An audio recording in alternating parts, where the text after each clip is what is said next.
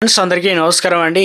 ఇప్పుడే అందిన వార్త తెలంగాణ రాష్ట్రంలో ఉన్నటువంటి ఉద్యోగులకు సంబంధించి ప్రభుత్వం నుంచి ఇప్పుడిప్పుడే ఇంపార్టెంట్ ఫ్లాష్ అప్డేట్ అయితే రావడం జరిగిందండి. ముఖ్యంగా ఉద్యోగులకు సంబంధించి ఒక కీలక అప్డేట్ అండి. Good news.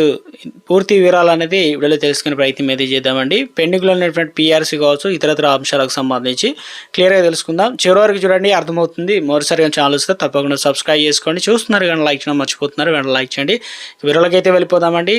సో ముఖ్యంగా చూసుకున్నట్లయితే పెండింగ్లో ఉన్నటువంటి ప్రభుత్వ ఉద్యోగుల సమస్యలకు సంబంధించి పరిష్కారం దిశగా ప్రభుత్వం కూడా రాష్ట్ర ప్రభుత్వం దృష్టి సాధించిందనమాట. ఇందుకు సంబంధించి వచ్చే నెల మనకు 2వ తేదీన చర్చలకు సెప్టెంబర్ 2 తారీఖున తెలంగాణ ఉద్యోగుల జేఏసీ నేతలకు ప్రభుత్వం అయితే రావాలని చెప్పేసి ఆహ్వానించిందనమాట. రాష్ట్ర డిప్యూటీ సీఎం బట్టి విక్రమార్క నుంచి సమాచారం అందిందని చెప్పేసి జేఏసీ నేతలు కూడా చెప్తున్నారనమాట. సో ఇందులో ప్రధానంగా చూసుకున్నట్లయితే అక్టోబర్ 12న 1,00,000 మంది ప్రభుత్వ ఉద్యోగుల్లో చలో హైదరాబాద్ కార్యక్రమం, వచ్చే నెలలో 8 నుంచి 18 వరకు జిల్లా స్థాయిలో చైతన్య సదస్సులు కూడా నిర్వహణ కోసం బస్సు యాత్రను కూడా చేపడుతున్న విషయం తెలిసిందే. వచ్చే నెలలో 1వ తేదీన పెన్షన్లకు సంబంధించి విద్రోహ దినం కార్యక్రమాన్ని హైదరాబాద్లో నిర్వహిస్తుంది.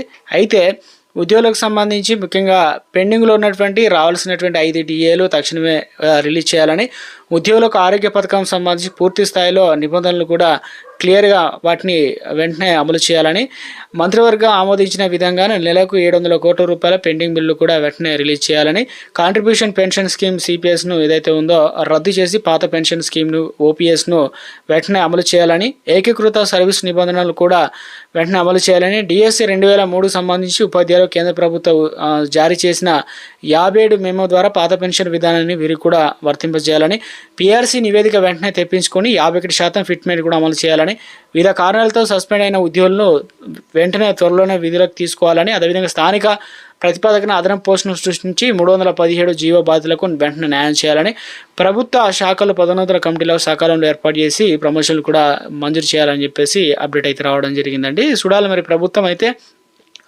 వచ్చే నెల 2 తారీఖున ముఖ్యంగా ఉద్యోగులకు సంబంధించి ఫస్ట్ ఆర్థికేతర అంశాలను చర్చలో తీసుకొని తర్వాత వాటిని కొన్నిటిని ఆర్థికపరమైన అంశాలకు సంబంధించి కీలక హామీలు ప్రతిపాదన ఏదైతే సటన్ తెలంగాణ రాష్ట్ర వ్యాప్తంగా కొన్నిటికి నిధులు కూడా రిలీజ్ చేసే అవకాశాలు అయితే ఉన్నట్లు అప్డేట్స్ అయితే అందుతున్నాయండి.